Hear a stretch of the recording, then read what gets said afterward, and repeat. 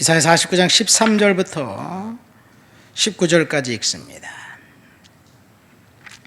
하늘이여 노래하라, 땅이여 기뻐하라, 산들이여 즐거이 노래하라.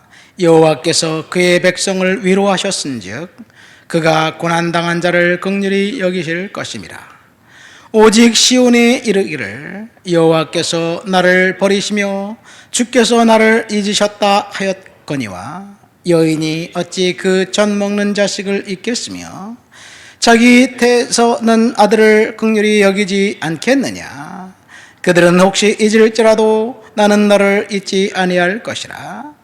내가 너를 내 손바닥에 새겼고 너의 성벽이 항상 내 앞에 있나니, 내 자녀들은 빨리 걸으며 너를 헐며 너를 황폐하게 했던 자들은 너를 가리라.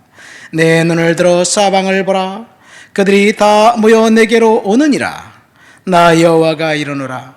내가 나의 삶으로 맹세하노니 내가 반드시 그 모든 무리를 장식처럼 몸에 차며 그것을 띠기를 신부처럼 할 것이라. 아멘. 우리는 이사야 선지자의 예언을 읽었습니다. 이사야는 두 부류로 나누어져 있습니다. 39장까지는 심판에 대한 이야기고 40장부터는 회복에 대한 약속의 선언, 희망에 대한 이야기입니다. 이사야서의 내용은 히스기야 왕을 중심으로 시작합니다. 이제 히스기야 왕을 중심으로 심판에 대한 이야기가 진행됩니다. 히스기야가 왕이 되었을 때, 한 2, 3년 되었을 때 실제로 북왕국 이스라엘이 심판받아 멸망당했습니다. 그래서 히스기야는 하나님 앞에 매달렸지요. 선지자 이사야의 도움을 받아서 열심히 기도했습니다. 그래서 하나님이 심판을 중단시키고 아수르는 이제 본국으로 돌아갔습니다. 유다 땅에 그 평화가 찾아오자 다시 사람들은 이 하나님을 찾지 않았습니다. 정말 하나님을 떠났습니다. 오늘 우리가 읽은 본문은 이사야 49장이기 때문에 희망에 대한 메시지, 약속에 대한 메시지입니다. 13절 말씀 보세요. 하늘이여 노래하라, 땅이여 기뻐하라, 산들이여 즐거이 노래하라. 여호와께서 그의 백성을 위로하셨은즉 그의 고난당한 자를 긍휼히 여기실 것이라.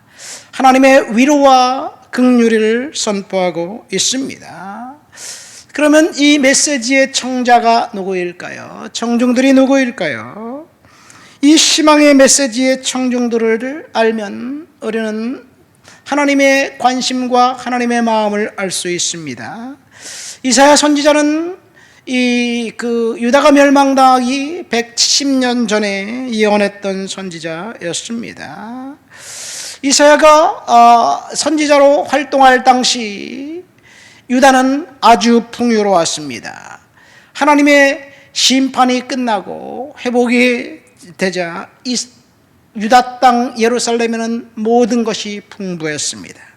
이사야서 2장에 보면 그 얼마나 그 땅이 풍부했는지 은금과 보화와 마병과 병거가 가득 차고 넘쳤다. 은금과 보화는 경제적 윤택을 이야기합니다. 마필과 병거는 군사력을 말합니다. 경제적으로 윤택했고 군사력으로 아주 넘쳤습니다. 그래서 그들은 하나님을 찾지 않았습니다. 사람들이 죄를 지을 때는 아마도 풍요로운 시간에 죄를 짓는 것 같습니다. 모든 사람이 다 그래요. 가정을 세우려고 남편과 아내가 열심히 일하면 죄 지을 생각이 못해요. 그러나 돈을 좀 벌면 그 다음에 이제 남편이 바람을 피고 딴 생각을 하는 거예요. 이것이 인간사, 세상사 이야기가 아닌가 생각됩니다. 히스기야 왕 때 전쟁이 임했을 때 하나님께 그토록 부르짖던 사람들이 이 평화가 찾아오고 풍요가 넘치니까 하나님을 떠났어요. 끝까지 하나님을 떠났습니다. 그래서 이사야 선지자가 두 가지를 예언합니다. 하나님을 떠난 그 백성들에게 심판이 있을 것이고, 그러나 하나님은 회복시켜 줄 것이다. 누구를 통해서? 남은 자들을 통해서 회복시켜 줄 것이라는 것을 이야기합니다. 하나님이 이사야 선지자를 부를 때는 조금 달랐어요. 모세를 부를 때 어떻게 말했습니까? 지팡이를 쥐어주면서 지팡이를 던져봐라, 뱀이 될 것이다. 집어라, 다시 지팡이 됩니다. 그래서 지팡이를 가지고 능력을 행사해라, 능력을 행사했습니다. 이것이 모세를 부를 때 이야기입니다. 여호수아를 부를 때는 어떻게 했나요?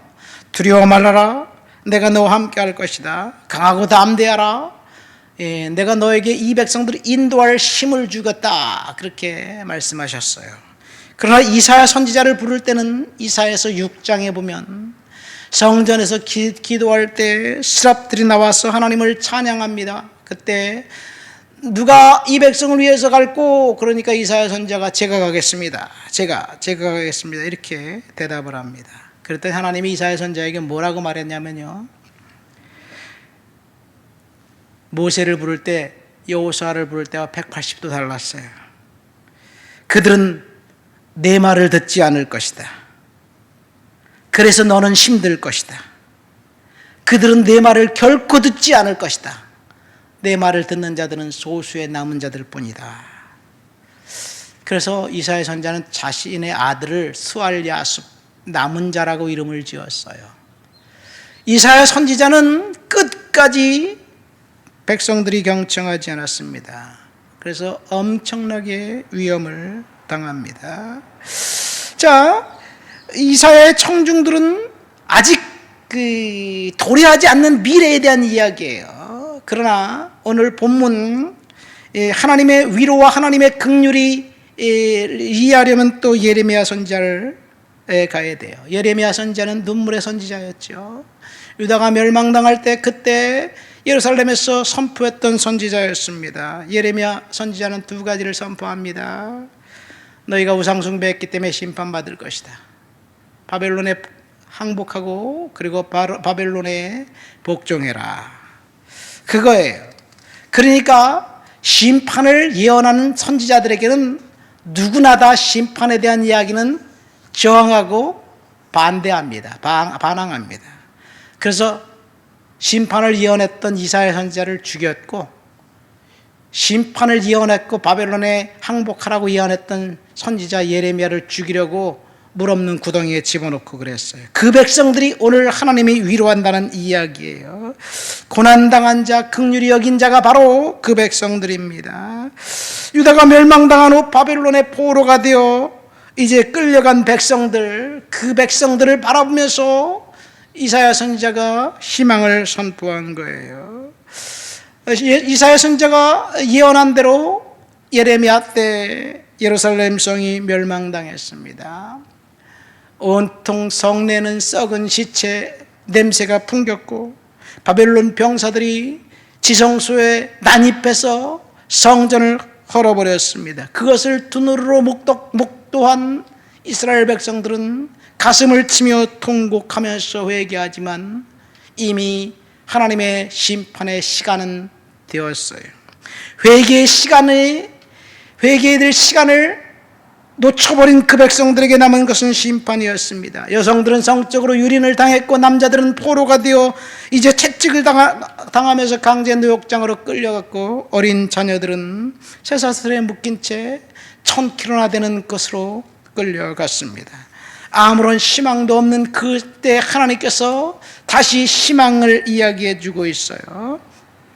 하나님께서 오늘 본문 13절 말씀을 통해서 주시는 말씀은 하나님의 예정된 시간, 회복의 시간이 작정된 시간이 이제 도래했다는 이야기예요. 하나님께서 이사야 선지자를 통해서 남은 자를 통해서 구원할 것을 약속하셨고, 예레미야 선지자를 통해서는 이제 70년이 차면 회복시켜 줄 것을 약속하면서 새 언약을 주었습니다. 이것이 이사야의 청중들이에요. 하나님의 약속은 그때 그 사람들 이사야 청중들에게 있는 것이 아니라 오늘 이곳에서 예배하는 저와 여러분들에게 하나님이 준 약속과 회복임을 믿으시기를 예수님 이름으로 축원드립니다. 어쩌면 감당하기 힘든 짐을 지고 있는 성도들에게 하나님이 주신 회복의 말씀이에요. 내가 할 수 있는 것이 없을 때 하나님의 시간, 하나님께서 일하실 시간이 되었다는 사실을 믿음으로 이제 알고 하나님을 신뢰하며 기다리시기를 예수님의 이름으로 축원드립니다. 지금 혹독한 시간을 지나고 있는 그 사람들에게 하나님께서 약속하신 것은 이제 오늘 본문 말씀 보세요. 여인이 젖 먹이를 잊을지라도 나는 결코 하나님을 너희들을 잊지 않겠다. 14절 말씀 보니까 오직 시온에 이르기를 여호와께서 나를 버리시며 주께서 나를 잊으셨다 하였거니와 어찌 여인이 젖 먹이를 잊을 수 있겠느냐. 나는 결코 너희들을 잊지 않겠다. 내가 너를 내 손바닥에 세웠고 너의 성벽이 내 앞에 항상 있다. 무엇을 말합니까? 하나님의 보호는 완벽하다는 약속입니다. 이 약속은 아직 성취된 것이 아닙니다. 이 약속은 이제 미래에 일어날 일이에요. 그래서 백성들은 믿음을 갖고 하나님을 신뢰하면서 약속을 붙들고 살아가야만 합니다. 하나님의 약속이 저와 여러분들에게 있을 때 우리는 이제 이 약속을 붙들고 미래를 바라보면서 살아가야 돼요. 18절 말씀 보세요. 내 눈을 들어 사방을 보라. 그들이 내게로 모여오느니라. 19절 20절에 이곳이 내게 좁으니 넓혀서 내가 거주하게 하라. 하나님이 완벽하게 놀랍게 반전시켜 주시겠다는 약속입니다. 이 약속은 지금 이곳에서 예배한 우리 장로님과 집사님들, 온라인 예배 참석한 우리 장로님과 권사님, 또 이 설교를 듣는 성도들에게 하나님이 주신 약속의 말씀입니다. 그런데 힘들어요. 포로지에 이 백성들이 가 있을 때 거기에 성공적인 인생을 살았던 다니엘도 있었고, 거기에는 그발강가에서 예언했던 에스겔도 있었습니다. 여러분들은 혼자가 아니에요. 믿음의 동역자들이 같이 고통당하는 그 현장에서 함께 기도하면서 있습니다. 여러분들은 혼자가 아닙니다. 하나님의 약속이 여러분들에게 있습니다. 아직 성취되지 않은 그 약속을 붙들고 그럼 우리가 어떻게 살아가야 되느냐. 다니엘이 예레미야서를 읽으면서 하나님의 약속하신 시간 70년이 다 차간다는 사실을 알았어요. 다니엘서 9장 2절 말씀해 보니까 나 다니엘이 책을 통해 여호와의 말씀으로 선지자 예레미야에게 알려주신 그 연수를 깨달았나니 곧 예루살렘의 황폐함이 70년 만에 끝이리라. 이 말씀을 읽었어요. 그리고 시간을 계산해 보니까 70년이 다 돼가는 것 같아. 그래서 다니엘은 첫 번째 말씀을 붙들고 하나님을 신뢰하면서 기도하기 시작했습니다. 시대를 분별하는 것은 말씀 속에 있습니다. 여러분, 하나님의 지금 회복시켜 주시겠다고 약속하신 그 약속을 가지고 우리의 시대를 분별하는 거예요. 지금 우리는 이대로 해결할 수 없는 그 문제 때문에 고통당하면서 이대로 망하게 하지 않을 것이다. 하나님의 약속은 희망을 약속하셨어요. 그래서 다니엘처럼 우리가 할 일은 기도입니다. 기도하면 하나님께서 역사하실 거예요. 우리의 눈은 환경을 바라보면서 절망할 것이 아니라 말씀을 보면서 믿음을 갖고 하나님을 신뢰해야 될 줄 믿습니다. 말씀을 맺습니다. 이사야의 예언을 통해서 이제 회복의 시간이 되었다는 제목을 가지고 하나님의 말씀을 들었습니다. 이사야 청중들은 고통당하는 그 백성들이었어요. 곧 지금 감당하기 힘든 어려움 때문에 하나님 앞에 기도하는 저와 여러분들에게 하나님이 주신 약속입니다. 이제 하나님께서 회복하실 시간이 되었습니다. 그것은 곧 앞으로 있을 미래예요.